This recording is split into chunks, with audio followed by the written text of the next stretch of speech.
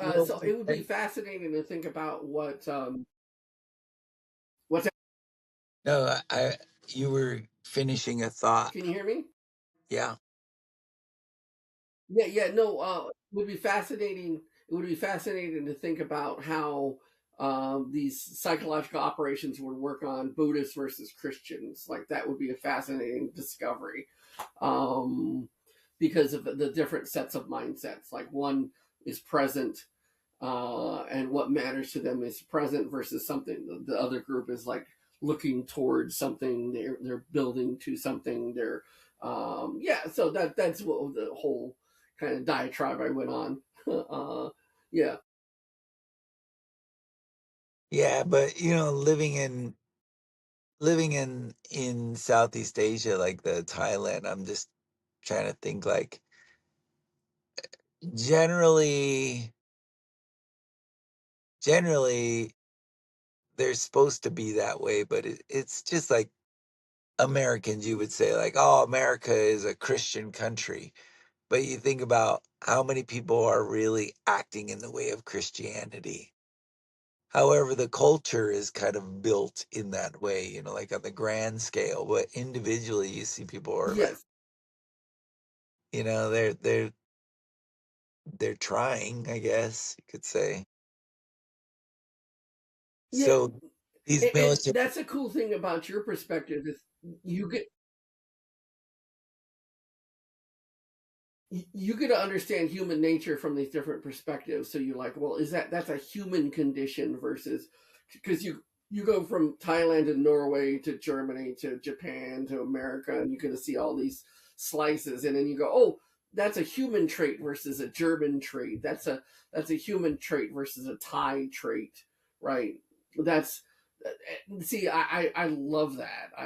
That's why being a world traveler, you get so much more wisdom and experience. You blew me away the other day when you told me that you cannot say anything bad about the king of Thailand. You would get really in trouble. What I never heard about. That's yeah, I've never heard about that. no, oh yeah. I mean, yeah, people complain, but it's done on the hush hush. And if you say it, if you go out and speak publicly, you could probably say it, but you're gonna run into problems. You're gonna get in trouble. And as a foreigner, you keep your fucking mouth shut. You know, yeah, it's risky behavior. It's risky behavior to be, you know, running the king or the royal family through the mud. And being outspoken about it.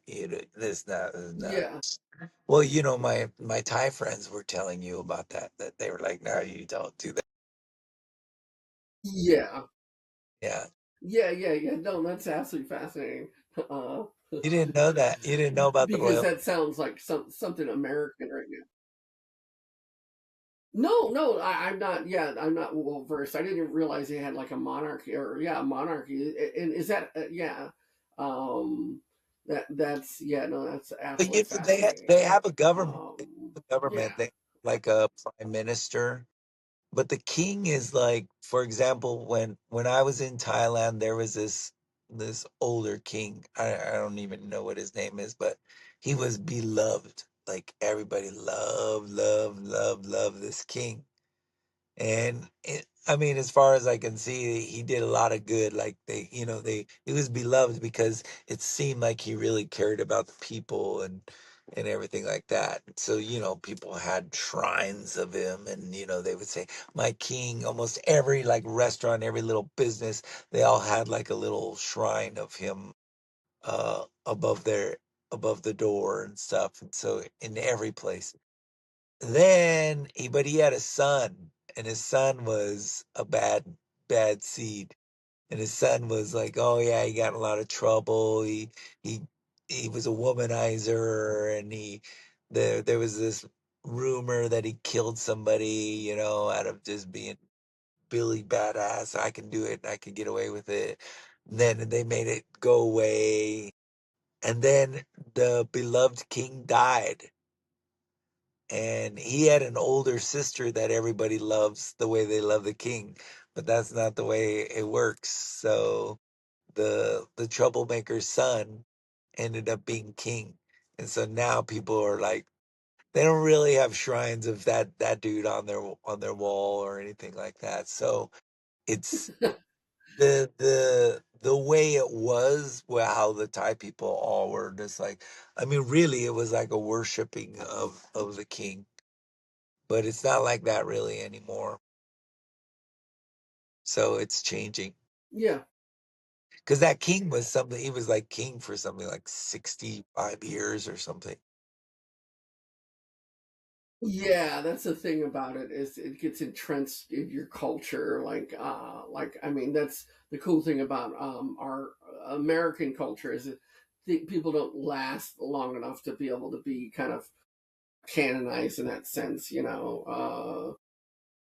When you had your great performance the other day on your songwriter singer songwriter performance, and you performed your song about um, the woman that you continue to meet through I and then you can't contrast, but it is genius because the video.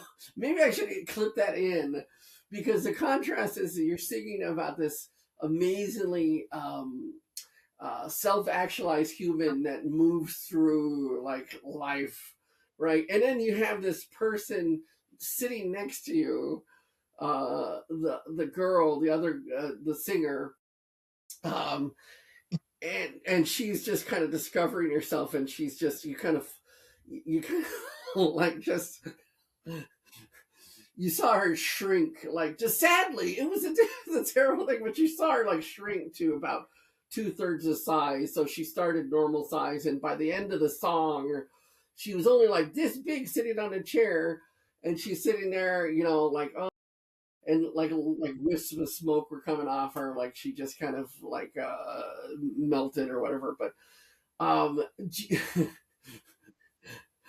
uh, You can see it in do her you think body. that I like? Well, the original. What's that? No, you can see it in her body language. I wasn't intentionally trying to, like make her look small or anything, but yeah, I Of felt, course not. yeah.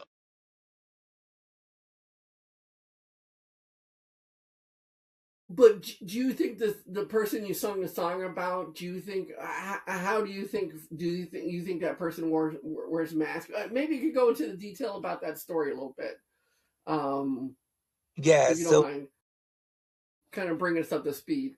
yeah, so when I was working up in Whistler, Canada, I was driving. Did I tell you about her? No, Shayna? No, Shayna? No. So I was up in Whistler, Yeah, Canada. yeah. No, we had a conversation on the phone, but I think it's fascinating. It's really super cool.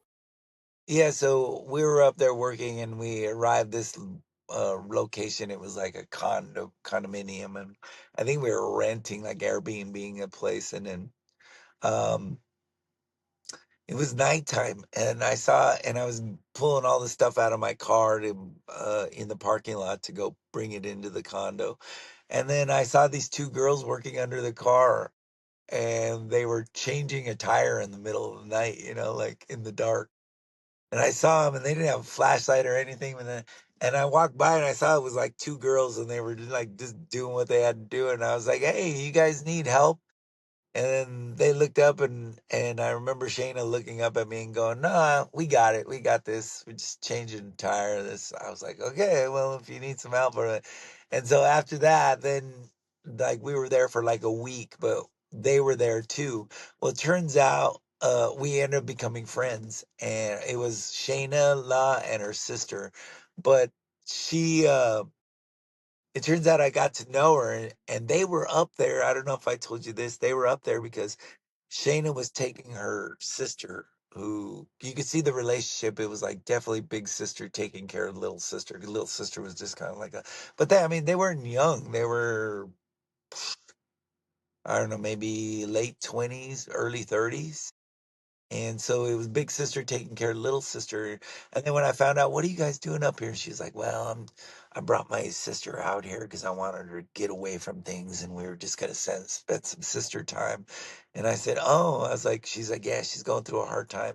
So she tells me this story that their dad had struggled with mental illness, and they knew he was in this certain area, and he had moved there, but he had been struggling, and then he went off radar. And so they were worried about him. They were trying to find him. They were trying to find him. Nobody had heard from him. So her and her sister Kayla jumped in the car and drove to find uh, their father. And they were looking all over this area where they were. And then they discovered him. He had shot himself on the end of some road, right?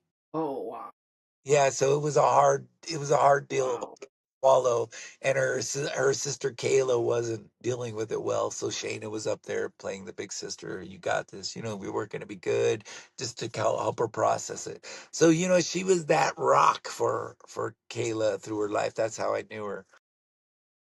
So then after that, she was like, "Hey," I was like, "Where are you based?" She says, "Well, right now I'm in Seattle. If you ever come down, you let me know." And it's like, "Oh, okay."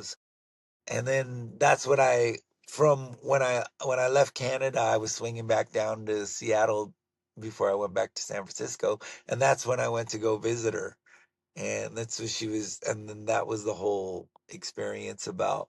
She had this program where she was doing yoga. She was a yoga teacher, but also massage therapist, and she was really good at it. She was really sought after because I said, "What do you think makes you such a good massage therapist?" She says, "Well, I understand a lot more than what a massage therapist really does because I have a master's degree in the anatomy. So I understand all the body and the different muscles. I know how they work. So once I feel it, then I start manipulating it." And I was like, wow. And then that's when she told me, but I also teach yoga along with my massage. And I said, "Oh, that's cool." And she says, "Yeah." And I said, uh, when I was visiting her in Seattle, she was like, "Well, I gotta go tomorrow, but I'll be back later on in the afternoon." I said, "Oh, where are you doing?" She says, "Well, I'm teaching this program. It's a nonprofit at the prison. I've implemented a nonprofit that teaches yoga to inmates in the prison system, and it's really taken off because it's changing people's lives. I'm giving them like I'm teaching them how to fish, to change their lives." I was like, damn. I was like, so you're basically fighting crime with yoga, right? And at that time, uh, Shayna was, Shayna was, she was really into I like, love that. yeah, at that time she was really into eating healthy, and she was vegetarian and all this and that. But at that time, she was really into bananas because she thought bananas were the cure all for everything. You're like, oh, you got a crap muscle, eat a banana. Like, did you know bananas have the most potassium out of any food? And she had all these things. It was like, damn. I was like, you're really excited about banana. You think bananas can do anything?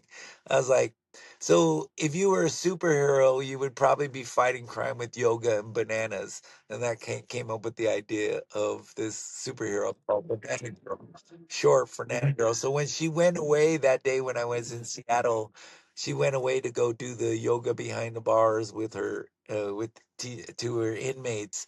I sat with my guitar and I wrote this superhero song about Shayna, based off of Shayna and her life and all the cool things in it.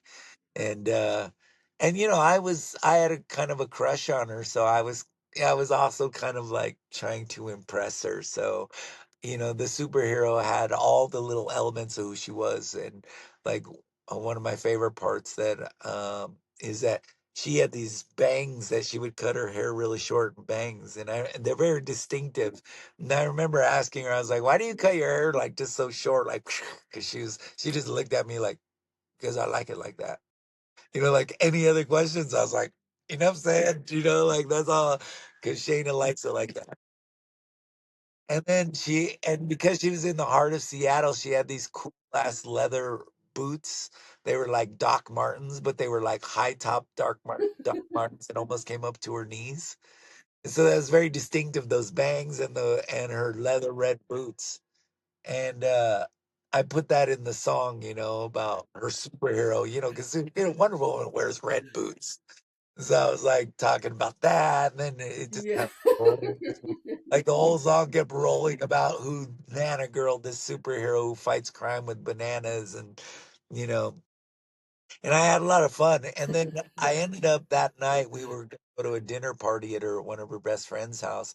And I busted the song out and I just sang this song about Shayna to her and all of her friends.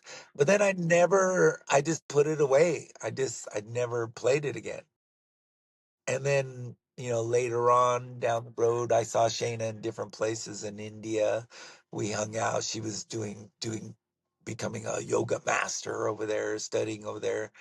And then I saw her in Thailand where I helped her set up a yoga retreat center in Thailand. I kind of did all the groundwork because I was there and she wrote to me and said, "Hey, you're over there. Can you look at these different retreat centers? Because I'm going to bring people from around the globe to come to this retreat." So we kind of we hung out in different places. And then she ended up married with a couple kids in Ashland, Oregon, and that was the last time I saw her. And To me, it's like it's just yeah, Ashland, Oregon. It just seems like such an odd place. Maybe I just that's my personal bias about like Oregon or something like that. Brad, one of the most amazing human beings in my life, Brad Madrid, is out there in Oregon floating around. Maybe Oregon sucks up all these people and kind of like absorbs their super character. Brad and her ever like cross paths or anything like that? Brad knew her. Brad knew her. Yeah, we hung out with Oh, figures. yeah, we hung out with Shayna and actually Shayna's sister because Brad, lived near Portland, and of course Uh, Shayna moved to Portland with her sister later on, somewhere down the road. And so when I came to Portland, I called up Shayna and I was like, "Hey, man, I'm in Portland. Where are you?" And she's like, "Oh, you got to come hang out." So me and Brad drove down to Portland and hung out with him at dinner and some drinks or whatever. It was fun. And yeah, no, she was a an amazing person. I mean, to add to the amazingness, when I didn't see her for a number of years. And when I was driving up the coast, I wrote to her. I said, "Where are you?" She says, "Well, me and my husband moved to Ashland, Oregon." And I said, "I'm going to be coming through there. Let's hook up." She was like, "Okay, yeah, you can meet my kids." And so she had like a 5-year old and a little toddler, like maybe she was 2 or something. And then that's when we went on a nature walk, and her little boy was jumping in the bushes, chewing on plants and some bark and stuff. And then I was like, "Shayna, your son is eating something. Maybe he shouldn't be eating." I love this. This is so. I He love was this. just like this little baldwin kid. It resonates with me. What's that? This resonates with me because yeah, how she treats her kids, and then you could I know the story, so you can tell the rest of the story with the Yeah, so kids. then I was like, "Shayna, your boy is eating something. Maybe it's some little." He was just picking shit out of the forest and eating it, like putting it in his mouth and stuff. I forget what his name was, but she said, "What are you eating?" And he was like, "Oh, this is the Casa plant." And she was like, "Oh, okay. And is it edible?" "Yeah." "And what is it good for? Why would somebody eat that?" "Oh, in case you have a stomach ache, you can boil it down, and it's good for stomach aches and this and that." And she was like, "Oh," and we're still walking, right? And I'm just like, "How the fuck does this little 5-year-old know all these fancy terms and fucking plants?" And then she's like, "What's this one over here?" And he was like, "That's the taka plant. And what is it good for?" "You can boil it down, make it into a paste. It can be good as an antiseptamine for pain." And I was like, "What the fuck?" I was like, "Shayna, how does he know that?" And then she's like, "Well, I've been studying herbalism." So as we go on our walks, I just teach him everything, and he's able to retain it, because I teach him, and I was like, "Fuck, Shayna, you are awesome."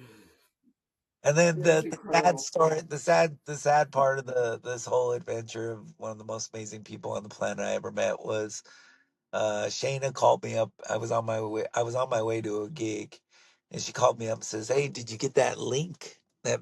That Zoom link that I sent you?" And I was like, "Oh no, I haven't checked my email." And she says, "Well, we're having a Zoom meeting at 5 o'clock. I'd love for you to be join us on the Zoom." I was like, "Oh, okay." I was like, "Oh, at 5 o'clock." I said, "I finish at 4:30, but I could probably get things wrapped up, and I could probably jump on as soon as I get back in the car or whatever after my gig." And then I got done with my gig, and I remembered, I was like, "Oh fuck that Zoom call." So I hit that. I just like I did with you, and just hit the link. And suddenly I jump into this virtual room, and it's her Yeah, mom and her sisters, and her kids, and they're all like in a prayer. And the only first thing I heard was, "Please, please, God, we need you to give us a miracle so Shayna can see her kids grow up." And they were all crying, and I was like, "Oh fuck." I didn't, and so I just kind of stood I didn't know why she was sick, what she had, how long. I didn't know anything. I was just hearing these, you yeah. know, Hail Mary, really, prayers to save Shayna's life. Like, fuck. And yeah, she passed away like probably 4 months later. And her kids were still really young. Wow. Wow.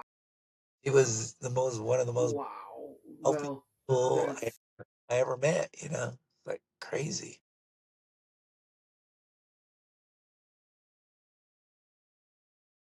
well, I wanted to roll that back around to how she lived an authentic life. Do you think she was you think she lived authentically? I mean, through her experience? I mean, she seemed to definitely have to adapt and move through different you know, parts of her life. That's crazy. Oh, Um, here's an I interesting mean, thing I would like to kind of throw out for discussion, or just what you think is like, you know, Shayna growing up, she grew up on a commune with her parents, right? They were really like in like with the Utes or teepees or whatever you call it, like a commune. So she had a really untraditional life, and I mean, it's probably great in a lot of ways, but it was kind of fucked up because her mom was, how do I say this? I met her mom, and her mom was very childlike, and Shayna was kind of the adult in the whole mhm. family. So she was really the rock that held all those. Even her mom, she had to worry about her mom, and it's just like her mom was really sweet, but she was very childlike, and it was like Shayna was the rock. So you're talking about authenticity is like when you are the main caregiver, like I don't know if you can put on much of a face in this world because you ain't got no fucking time for that because you're it's not about you. Yes. So yes. So do like she was thrust upon this? Do you think she found her true self? I mean, through this journey, because she was thrust onto that. Um, that's crazy.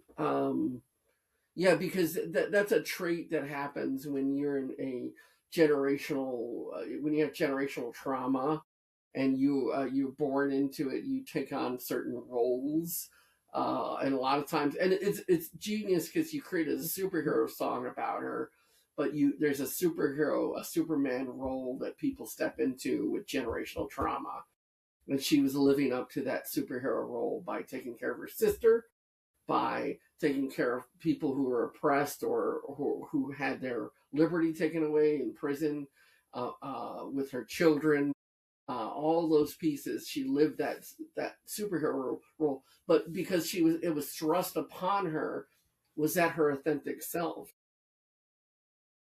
Yeah.